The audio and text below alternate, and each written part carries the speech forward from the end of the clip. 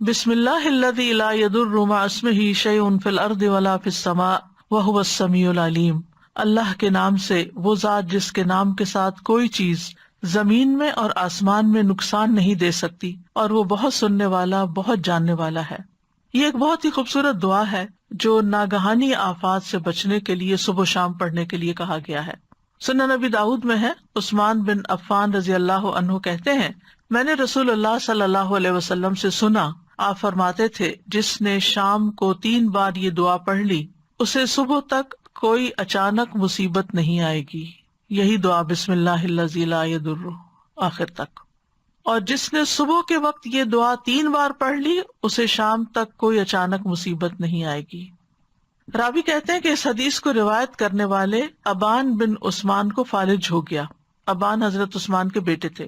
تو جو حدیث سن رہا تھا وہ بڑا حیران ہوا اور ان کو حیرانی سے دیکھنے لگا، اور جو فالج زیادہ حصہ ہوگا خاص طور پہ اس کو کہ بھئی یہ کیا ہے، پھر تم کہتے ہو کہ اچانک مصیبت نہیں آئے گی، یعنی اچانک کوئی بیماری نہیں آئے گی، اچانک کوئی شر نہیں آئے گا، تو پھر یہ فالج کیسے ہو گیا؟ انہوں نے کہا، کیا ہوا، مجھے کیا دیکھتے ہو؟ اللہ کی قسم، میں نے عثمان رضی اللہ عنہ پر جھوٹ نہیں بولا کہ ان کے ریفرنس سے میں نے بات کی ہے کہ انہوں نے مجھے بتایا، اور نہ ہی عثمان رضی اللہ عنہ نے نبی صلی اللہ علیہ وسلم پر جھوٹ بولا، لیکن جس دن مجھے یہ فالج ہوا اس دن میں غصے میں تھا اور یہ کلمات پڑھنا بھول گیا تھا۔ تو اس سے یہ پتہ چلتا ہے کہ اگر آپ چھوڑ دیتے ہیں ایک دن بھی تو نقصان ہو سکتا، نہ بھی ہو، ضروری بھی نہیں، لیکن موسٹ پروبیبلی کوئی مصیبت آ بھی سکتی ہے، یعنی جب تقدیر نے نافذ ہونا ہو تو انسان بھول بھی جاتا ہے۔ تو بسم اللہ، اللہ کے نام کے ساتھ پناہ لیتا ہوں۔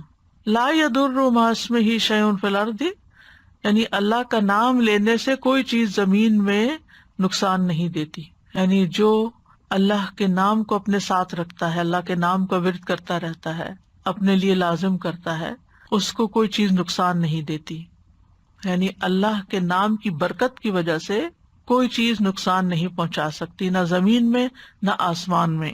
زمین میں تو بہت ساری طرح طرح کی مصیبتیں، اور آسمان سے یعنی اوپر بلندی سے بارش اتر سکتی ہے، زیادہ برف پڑ سکتی ہے، اولے پڑ سکتے ہیں، بجلی کڑک کے گر سکتی ہے، یعنی کوئی بھی چیز اوپر سے اچانک آ سکتی، یا ہوا کوئی چیز اڑا کے آپ کے اوپر لا کے گرا سکتی، اینی تھنگ۔ تو نہ اوپر سے نہ نیچے سے کوئی چیز نقصان نہیں دیتی۔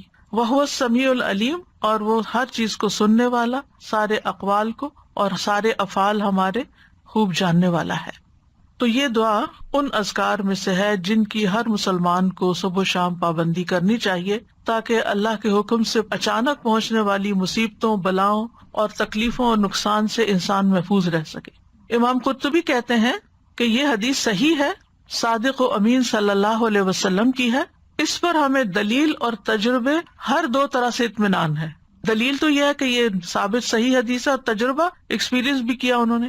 وہ کہتے ہیں کہ جب سے میں نے یہ روایت سنی تھی تو میں پابندی سے اس کو پڑھتا تھا، پھر جب مجھ سے چھوٹ گئی تو مدینہ میں ایک رات مجھے بچھو نے کاٹ لیا۔ جب میں نے خوب سوچ بچار کی تو مجھے یاد آیا کہ میں نے یہ کلمات نہیں پڑھے تھے۔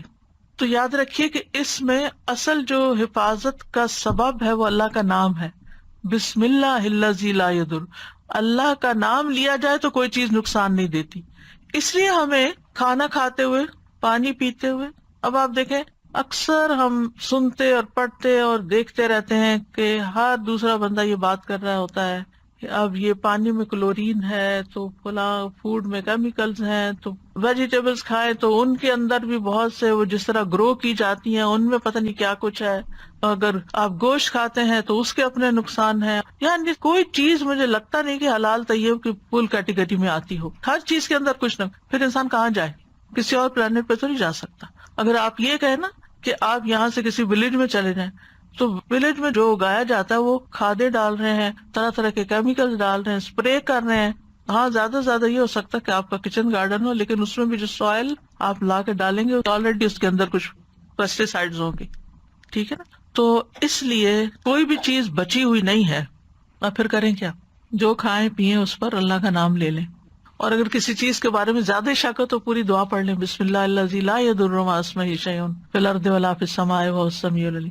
خاص طور پہ اگر کوئی دوائی وغیرہ کھا رہے ہیں یا کوئی انجیکشن لگا رہے ہو کہ آپ کو اس کے سائڈ افیکٹس کا خوف ہے، یا آپ سرجری کے لیے جا رہے ہوں، مطلب کوئی بھی چیز جس سے آپ کو ایک خوف ہے، خطرہ ہے، وہم ہے، تو آپ اس سے بچنے کے لیے یہ دعا پڑھ لیں۔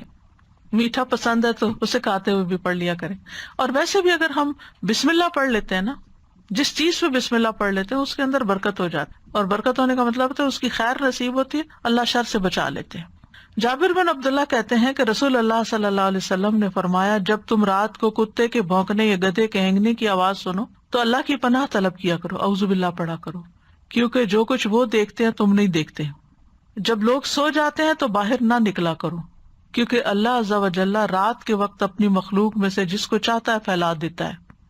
اور اللہ کا نام لے کر دروازے بند کیا کرو، یعنی اپنے کمرے کا دروازہ بند کر رہے ہو یا گھر کا بند کر رہے ہو، بسم اللہ پڑھ کے کیا کریں، کیونکہ شیطان وہ دروازہ نہیں کھولتا جسے اللہ کا نام لے کر بند کیا گیا ہو. اور مشکوں کو تسمے سے باندھ دو. پہلے زمانے میں وہ لیدر بیگز میں پانی ڈال کے تو وہ درختوں کے ساتھ یا کسی چیز کے ساتھ لٹکا دیتے تھے تاکہ ہوا لگتی رہے، پانی ٹھنڈا رہے. تو اس کو آگے سے پھر باندھ کے تسمے سے تب لٹکاتے تھے یا رکھتے بھی تھے. ظاہر ہے وہ کہیں بھی رکھے تو پانی نکلے گا، تو جب اس کا منہ بند کریں، بوتل کا ڈھکن بند کریں، فریج بند کریں، بسم اللہ پڑھ لیں.